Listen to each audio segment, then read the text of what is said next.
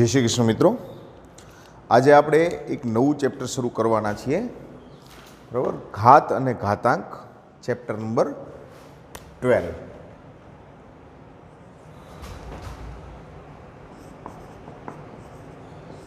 બહુ સરસ મજાનું ચેપ્ટર છે ઘાત ઘાતાંક। ચાલો, સૌથી પહેલાં આપણે બેઝિકલી ઘાત અને ઘાતાંક કોને કહેવાય એની વાત કરીએ। દાખલા તરીકે તમે આવું કંઈક જોયું હશે કે 3ની ઉપર 5 ઘાત શું વંચાય છે? 3ની ઉપર 5 ઘાત। એનો મતલબ અહીંયા 3 ગુણ્યા 3 ગુણ્યા 3 ગુણ્યા 3 ગુણ્યા 3 5 વખત તગડાનો ગુણાકાર છે। તો આ 3ની અંદર જે 5 ઘાત છે 3ની ઉપર, એમાં આ જે છે તગડો, બરાબર, એને આપણે આધાર કહેશું અને આ છે એનો ઘાતાંક છે, ઘાત અથવા ઘાતાંક। ઘાતાંક ક્યારે હવામાં ન હોય એના માટે એક આધાર જોઈએ। કોની 5 ઘાત છે, શબ્દ શું આવશે? કોની 5 ઘાત છે। એટલે બેઝિકલી વસ્તુ શું છે? આધાર કયો અને ઘાતાંક કયો એની વાત છે। હવે 2-4 વસ્તુઓ પહેલાં આપણે ઘાત ઘાતાંકના નિયમોની વાત કરી દઈએ, બરાબર, કે ઘાત ઘાતાંકની અંદર કયા કયા નિયમ છે। ફર્સ્ટ છે એની એમ ઘાત ગુણ્યા બીની એન ઘાત, સોરી એની એન ઘાત। હવે આ બંનેની અંદર આધાર કયા છે? એ રેસ ટુ એમ છે, એ રેસ ટુ એમ એટલે એની એમ ઘાત નો આધાર એ છે, એ રેસ ટુ એન એનો આધાર એ છે, એટલે બંનેના આધાર સરખા છે। વચ્ચે ગુણાકારની નિશાની હોય તો ઘાતનો સરવાળો થશે, એટલે અહીંયા એમ વત્તા એન। શું મેં કીધું? કે જો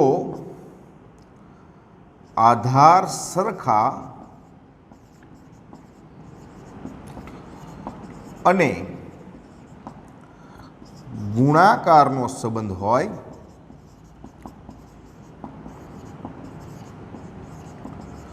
તો ઘાતનો શું થશે?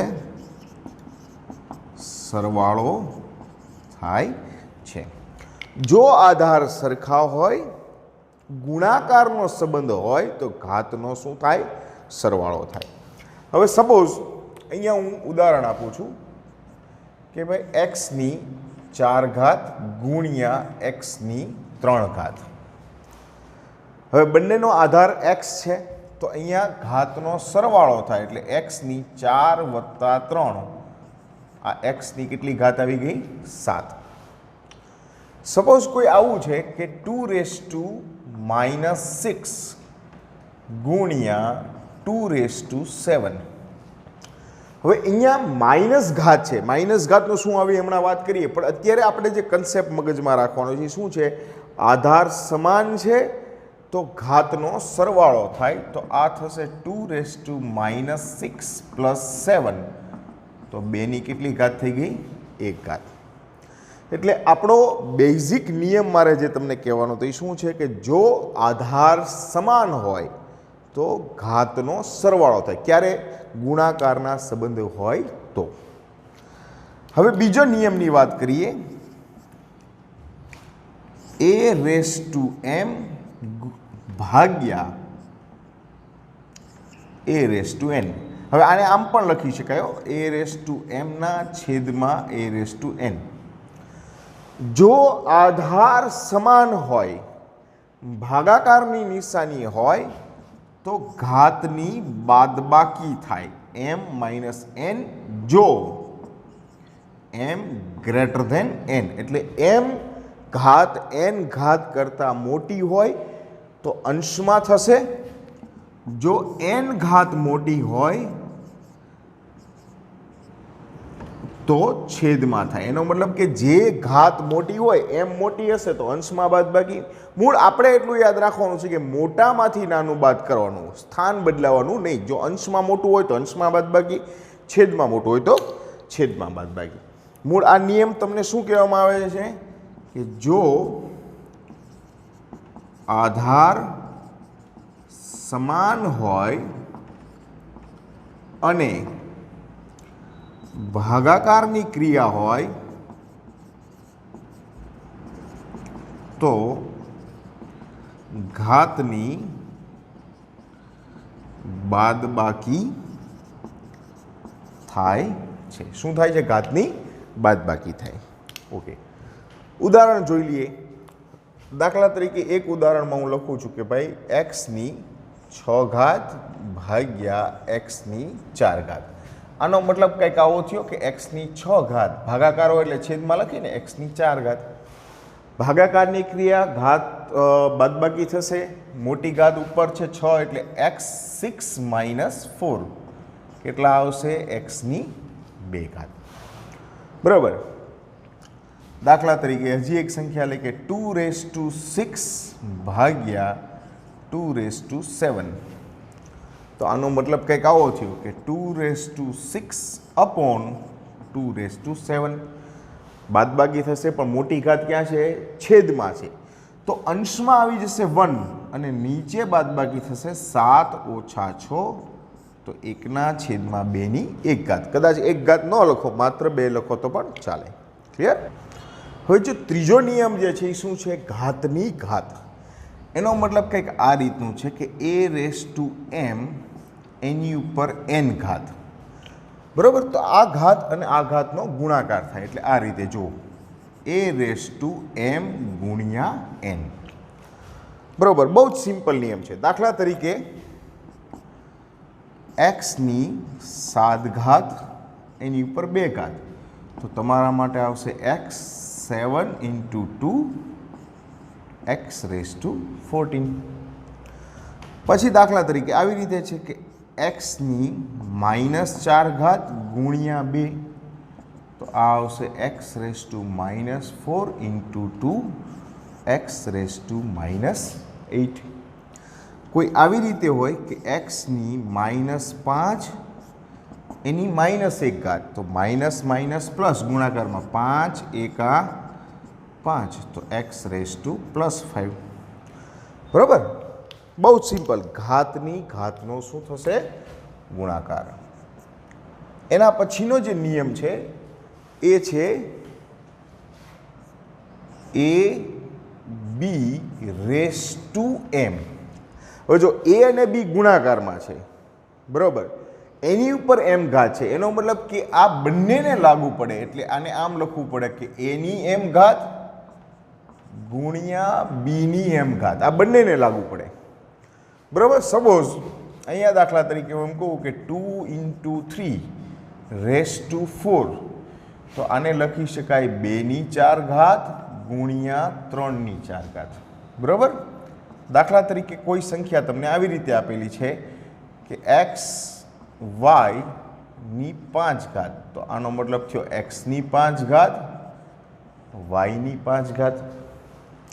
કોઈ તમને આવી રીતે આપેલું છે x/y એની 4 ઘાત. હવે ગુણાકારમાં હોય કે ભાગાકારમાં, પણ કાઉન્સની બહાર રહેલી ઘાત કાઉન્સની અંદરના દરેક પદને લાગુ પડે.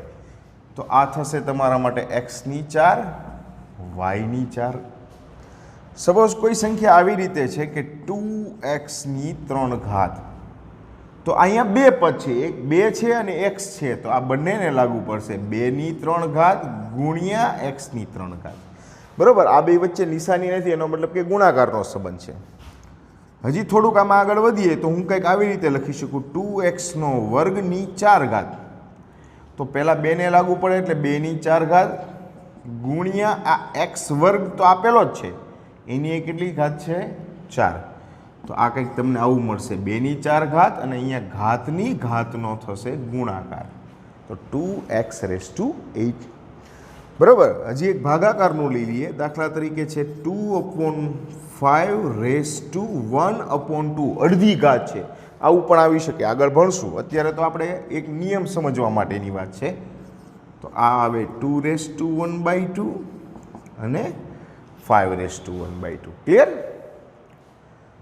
પાંચમો નિયમ બાજુ જઈએ આપણે.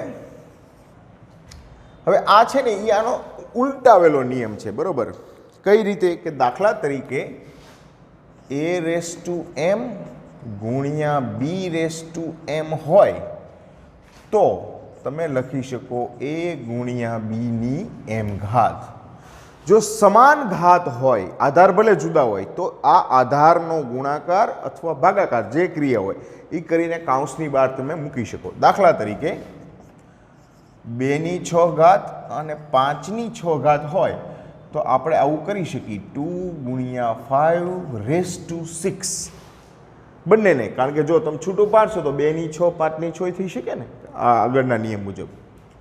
બીજું જુઓ x raise to 3 into y raise to 3 તો તમે લખી શકો x ગુણ્યા y ની 3 ઘાત. કોઈ ભાગાકારમાં હોય તો પણ થઈ શકે x ની 5 y ની 5 તો આને લખી શકાય x ના છેદમાં y ની 5 ઘાત. હજી એક જુઓ 3x નો સ્ક્વેર અપોન y નો સ્ક્વેર. હવે જો અહીંયા x અને y ની સરખી છે, તગડાની નથી, તો તગડો હું બહાર રાખું છું. x ના છેદમાં y નો વર્ગ. ખ્યાલ આવી ગયો આટલો? હવે એક બે વસ્તુ હાવ તમારા માટે નવી કરાવું છું કે માઇનસ ઘાત હોય x raise to minus m. જો ઋણ ઘાત હોય આને પ્લસ કરવી હોય તો આનો વ્યસ્ત કરવો પડે, એટલે આ 1 છેદમાં x રેઝ ટુ m એટલે પ્લસ થાય. અથવા જો 1 છેદમાં x raise to minus m હોય તો આને પ્લસ કરવા વ્યસ્ત કરો તો આ તમને મળશે x રેઝ ટુ m. આ બે વસ્તુ કેવી છે કે ઋણ ઘાતને પ્લસ કરવી હોય તો એને ઉલટાવી પડે. બરોબર. સપોઝ x ની માઇનસ 4 ઘાત છે. હવે મારે પ્લસ કરવી હોય તો આને વ્યસ્ત કરો એટલે ઉપર 1 x ની 4 ઘાત. આવું કંઈક છે કે x ની માઇનસ 6 ઘાત. બરાબર. તો આને પ્લસ કરવા માટે આપણે 1 અપોન x ની 6 ઘાત. કોઈ આવી સંખ્યા છે કે 1 upon x raise to minus 2 તો પ્લસ કરવા માટે એને અંશમાં લઈ જવા પડશે, વ્યસ્ત કરવા તો x રેઝ ટુ 2. કોઈ આવી સંખ્યા છે કે x ના છેદમાં y માઇનસ 2 પ્લસ કરવી છે તો વ્યસ્ત કરી દો. વ્યસ્ત કરશો એટલે y ઉપર x નીચે અને એની પ્લસ ઘાત થઈ જાય. બરાબર. હજી એક જુઓ, જો આમાં 3 અપોન 2 ની માઇનસ 6 ઘાત પ્લસ કરવો હોય તો આને વ્યસ્ત કરો કે 2 અપોન 3 ની પ્લસ 6 ઘાત. બરાબર. મૂળ વ્યસ્ત કરવામાં આવે તો માઇનસ ઘાત છે એ શું થઈ જાય છે? પ્લસ ઘાત. હવે એક બહુ સરસ મજાની વસ્તુ ખાસ યાદ રાખજો, a raise to 0 is equal to 1. કોઈ પણ સંખ્યાની 0 ઘાત એનો મતલબ જવાબ 1 થાય. બરાબર. કોઈ પણ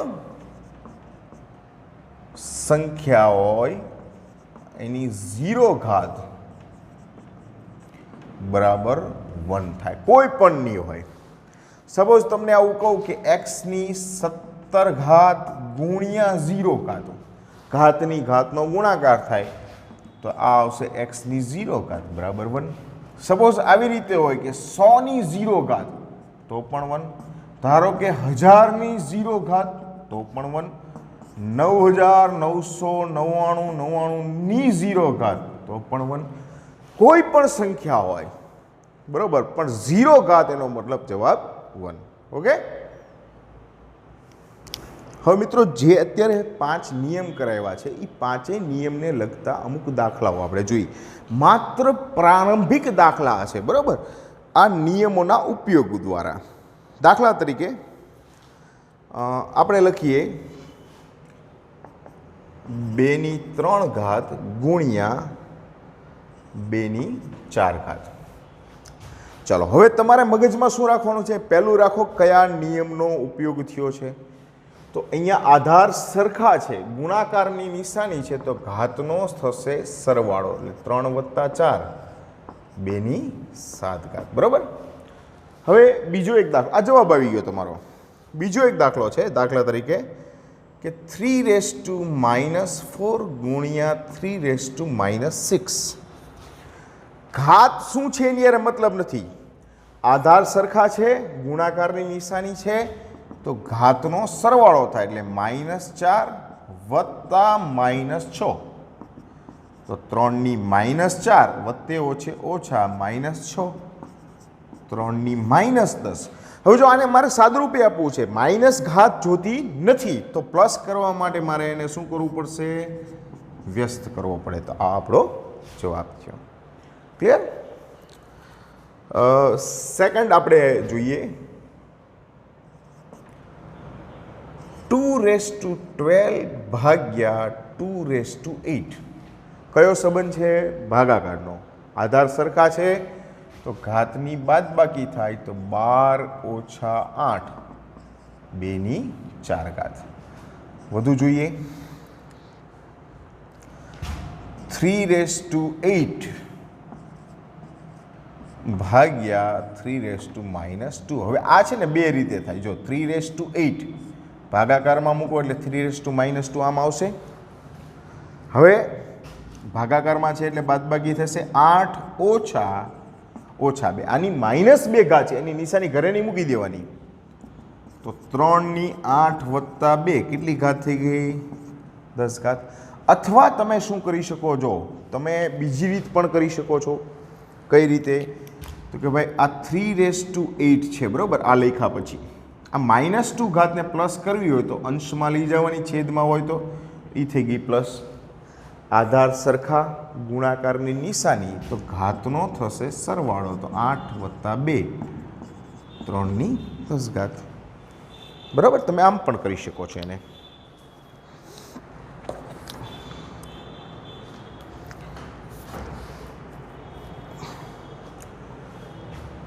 વધુ દાખલા તરફ જઈએ આપણે. 3^-7 અપોન 3^3. બરાબર? હવે અહીંયા ધ્યાનથી જુઓ, -7 અને 3 ભાગાકારમાં છે, બરાબર? આખું પદ. પણ -7 અને 3માં મોટું કોણ હોય? 3 હોય. તો છેદ મોટો છે એટલે છેદમાં બાદબાકી થાય. તો આ એક એમનેમ 3ની 3 ઘાત -7 ઘાત. મેં છેદમાં લીધી નથી, ભાગાકારના નિયમથી આવી છે એટલે માઇનસના પ્લસ ન થાય એમ. ઓછે વત્તા એટલે 3^3 + 7 તો 1/3^10. અથવા તમે આવું પણ કરી શકો છો. અહીંયા આ 1/3^3 અને આ જે -7 ઘાત છે એને પ્લસ કરવા હું છેદમાં લેવો. હવે આ છેદમાં બે વસ્તુ કેવી છે? ગુણાકારના સંબંધમાં થાય ને. તો આધાર સરખા છે તો ઘાતનો થશે સરવાળો. તો આ 1/3ની 10 ઘાત. બરાબર? પદ્ધતિ તમે આડાવડી ઘણી બધી ઉપયોગમાં લઈ શકો છો. ત્યારબાદ લઈએ આપણે 2^-2 × 3. આ તો તમારા માટે બહુ સહેલું છે, બરાબર? 2^3 × 6. અમુક દાખલાઓ તમારા માટે આમાં ઇઝી છે પ્રેક્ટિસ બુકમાં, તો હું વધારે એના ઉપર ભાર નથી આપતો. એ તમારી જાતે તમારે ગણવાના છે. હવે આ a ગુણ્યા b ની -6 ઘાત, એનો મતલબ આ a ની -6 ગુણ્યા b ની -6 બંનેની -6 થાય. અથવા તમે બંનેને પ્લસ કરો તો આ 1/a ગુણ્યા b ની +6 ઘાત, અને પછી તમે લખી શકો a ની 6 અને b ની 6. બાકી મેં તમને હમણાં કીધું એમ જ છે કે દાખલા તરીકે એક આવો દાખલો છે કે 3/x⁻⁴ પ્લસ કરવો હોય તો વ્યસ્ત કરી દો તો આ તમને મળશે x/3 4 ઘાત. ઓકે, ચલો હવે અમુક દાખલા કિંમત શોધવાના કરાવું છું. ફર્સ્ટ છે 2/3 ઘાત ગુણ્યા 2/-2 ઘાત. હવે આધાર સરખા છે, બરાબર? આ બે રીતે કરી શકાય. ગુણાકારની સંબંધ છે તો ઘાતનો થશે સરવાળો એટલે 3 + -2. તો આ આવશે 3 - 2 બરાબર 2/1 ઘાત, અને 2/1 ઘાત એટલે કેટલા થાય? 2. અથવા તમે માઇનસને પ્લસ કરવા માંગતા હો પહેલાં, તો કઈ રીતે થશે? તો કે આ 2/3 ઘાત ગુણ્યા અને પ્લસ કરો એટલે વ્યસ્ત કરો તો 1/2 ઘાત. હવે એક અંશમાં છે ને એક છેદમાં એટલે ભાગાકારનો નિયમ લાગુ પડ્યો. ભાગાકાર એટલે બાદબાકી, તો 3 - 2 ઇઝ ઇક્વલ ટુ 2^1. બરાબર.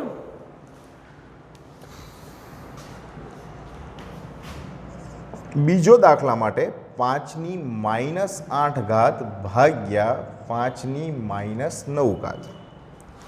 ચલો, આનો મતલબ કંઈક આવો થયો. 5ની -8 છેદમાં 5ની -9. હવે બંનેને પ્લસ કરવા હોય તો વ્યસ્ત કરો તો આ 5ની 9 ઉપર જતી રહે, ઓલી આવશે નીચે. બાદબાકી કરો તો 5ની 9 ઓછા 8 બરાબર 5ની 1.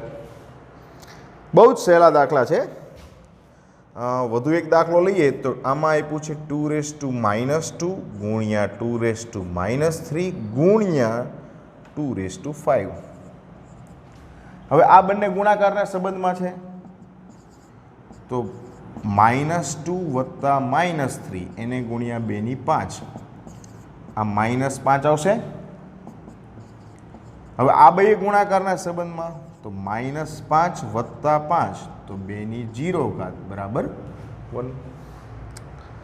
બરાબર. તો તમારે 12.1 ની અંદર પ્રશ્ન નંબર 3, 4, 5, 6, 7 અને 8 સુધી કરવાનું છે. 12.1 બરોબર. પ્રેક્ટિસ બુકની અંદર સ્વાધ્યાય 12.1 એનો પ્રશ્ન નંબર 3, 4, 5, 6, 7 અને 8 આટલા ક્વેશ્ચન હોમવર્કમાં કમ્પ્લીટ કરવાના છે. ક્લિયર?